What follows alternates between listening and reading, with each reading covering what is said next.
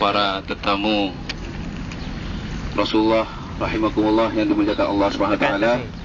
Alhamdulillah kita telah sampai pada satu titik tempat sejarah yang jarang dibaca dan dibahas oleh para mutawif. Sengaja saya bawa jemaah sekalian ke tempat ini untuk mengangkat lagi sejarah ini, karena tempat ini merupakan yang disebut dengan Bi'ru Utsman, Bi'ru Rasul bin Utsman. Dan tempat ini dulu ada satu telaga, yang mana telaga ini airnya bisa mencukup seluruh penduduk Madinah ketika Rasulullah SAW datang hijrah dari Mekah Mukarramah sampai Madinah. Masyarakat Madinah kekurangan air. Hanya satu-satunya air yang bisa mencukupi masyarakat Madinah, telaga yang dimiliki oleh Yahudi, yaitu tempatnya berada di balik pokok ini. Dan sekarang telaganya sudah ditutup karena kerajaan takut memperhatikan jemaah salah akidah sampai terjadi kesyirikan, sehingga ditutup. Nah, telaga ini ceritanya adalah dulu Sayyidina Utsman bin Affan datang untuk membeli daripada Yahudi tersebut. Maka Yahudi mengatakan, wahai Utsman, kamu tidak mungkin membeli telaga yang saya miliki kecuali separuh. Maka tidak mungkin satu telaga dibeli separuh. Akhirnya masanya yang dibagi-bagi. 2 hari, 1 hari untuk kaum muslimin, 1 hari untuk kaum Yahudi. Setiap giliran kaum Yahudi, air telaga itu kurang. Setiap waktu giliran untuk kaum muslimin, giliran jatah Sayyidina Utsman bin Affan, air telaga ini sangat banyak. Sehingga pemilik telaga ini marah kepada Sayyidina Utsman. Wahai Utsman, apakah kau rusak ini telaga saya? Tidak, kata Sayyidina Utsman. Inilah berkah dari Tuhan kami, dari Allah untuk orang Islam. Kalau kamu ingin banyak airnya, silakan masuk Islam. Maka akhirnya telaga itu dibeli seluruhnya oleh Sayyidina Utsman bin Affan. Dan Rasulullah SAW bersabda, barang siapa yang mengambil air 1 timba saja dari Bi'r Utsman, maka dia seperti membeli surga. Atau kama qala Rasulullah SAW. Tempatnya di mana telaga itu? Di balik pokok ini. Nah, sehingga perkebunan ini disebut dengan perkebunan telaga Utsman bin Affan. Ya, perkebunan telaga Utsman bin Affan. Mudah-mudahan kita semua mendapat berkah Sayyidina Utsman bin Affan, menjadi kaya raya semuanya ini, insyaallah. Amin ya rabbal alamin. Kedua, saya ingin cerita sedikit tentang sejarah Korma Ajwah. Ya, Korma Ajwah ini dulu pernah dengar sahabat Sayyidina Salman Al-Farisi? Pernah dengar? Sayyidina Salman Al-Farisi adalah dahulu dia orang Nasrani, bukan orang Islam. Dia datang dari negara Persia. Setelah mendapat info, pengetahuan dari seorang rahib atau pendeta, kalau kamu ingin cari kebenaran, pergilah ke Yasrib, temuilah seorang nabi akhir zaman namanya Ahmad. Maka dia keluar dari negerinya, dari Persia. Waktu itu dalam masih Kristen, masih Nasrani dia. Datang masuk ke Yasrib, bertanya-tanya kepada penduduk Madinah, mana yang namanya Ahmad, namanya Ahmad. Sehingga dia tidak menjumpai Rasulullah. Menunggu di Madinah sehingga diambil oleh Yahudi, jadikan budak pembantu di rumahnya sambil menunggu Nabi Muhammad.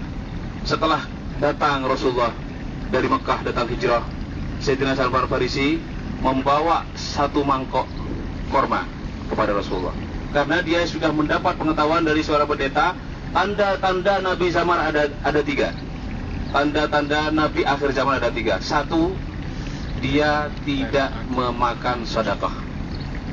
Kedua, dia memakan hadiah. Ketiga, dia ada tanda di pundaknya, di bahu dia, seperti apa?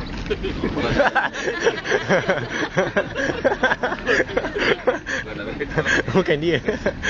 Dia ada tanda, ada pundak seperti telur burung merpati, tanda kenabiannya. Maka Sayyidina Salman Al-Farisi bawa 1 mangkok kurma, datang ke Rasulullah. Ya Muhammad, hadihi hadiah. Wahai Muhammad, inilah hadiah dari saya. Diambil Rasulullah, dimakan, dan sisanya dibagi-bagikan para sahabat yang lain. Hari kedua datang lagi, mengatakan Rasulullah, bawa 1 mangkok kurma. Wahai Rasulullah, ya Muhammad, hadihi sedekah. Akhirnya diambil Rasulullah, semua dibagi-bagian, tidak dimakan. Nah, tinggal 1. Dia ingin tengok di pundak Nabi. Susah, gimana cara mentengok tanda kenabian di pundak Nabi? Pusing di pundak Nabi. Akhirnya Nabi mengetahui, senyum Rasulullah. Oh, kamu ingin tahu apa yang ada di pundak saya? Akhirnya dibuka Rasulullah. Setelah melihat tanda kenabian dibawa Rasulullah ini, langsung dia takbir dan baca syahadat, asyhadu an la ilaha illallah wa annaka Rasulullah. Langsung bersyahadat dan semua sahabat yang ada di sekitarnya takbir. Hanya Rasulullah menanyakan, wahai Salman, kau berasal dari mana? Saya datang dari Persia. Saya sekarang bekerja di seorang Yahudi menjadi budak, menjadi pekerja dia. Dia rela untuk mencari kebenaran. Akhirnya Rasulullah mendatangi Yahudi tersebut, dan Yahudi mengatakan, kamu boleh dibebaskan dari tangan saya dengan 3 syarat. 1, kamu harus bayar uang sekarang juga 40 dinar. Waktu itu 40 dinar banyak. Yang kedua, engkau harus menanam korma dalam masa 3 bulan berbuah. Suatu permintaan yang tidak masuk akal. 2 saja, bukan 3.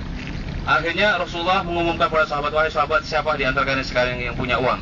Setelah dikumpulkan, uang tidak cukup 40 dinar. Akhirnya dikumpulkan Sayyidina Umar dan didoakan Rasulullah, sehingga dengan berkah doa Nabi, uang seketika cukup 40 dinar. Yang kedua, korma yang susah. Korma biasanya kalau ditanam 2-3 tahun baru berbuah. Ini Yahudi minta 3 bulan berbuah. Akhirnya Rasulullah mengumumkan, wahai para sahabat, janganlah kalian ikut menanam kecuali saya. Ada 2 riwayat.